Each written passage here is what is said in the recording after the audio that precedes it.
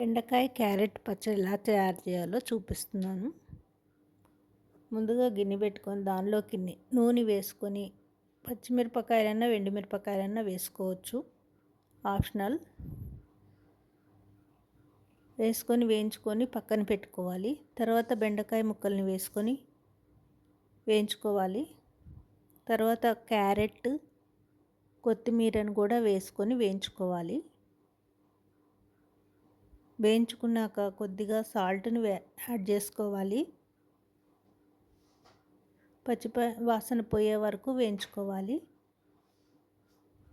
తర్వాత salt add చేసుకొని వేయించుకోవాలి.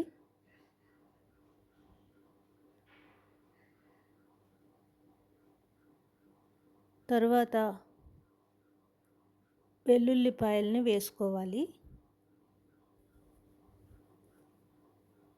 తర్వాత కొద్దిగా నువ్వులు, జీలకర్రను కూడా యాడ్ చేసుకోవాలి.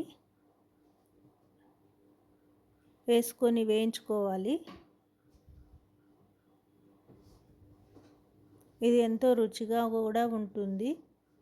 కారము, ఉప్పు మీకు సరిపడా చూసుకొని వేసుకోవాలి, క్వాంటిటీని బట్టి.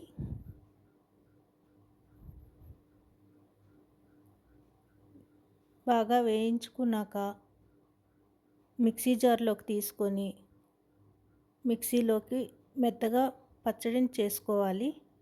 తర్వాత పోపు పెట్టుకొని దాన్ని ఒక గిన్నెలోకి తీసుకొని సర్వ్ చేసుకోవడమే ఫ్రెండ్స్. ఎంతో టేస్టీగా ఉంటుంది. ఒకసారి ట్రై చేసి చూడండి.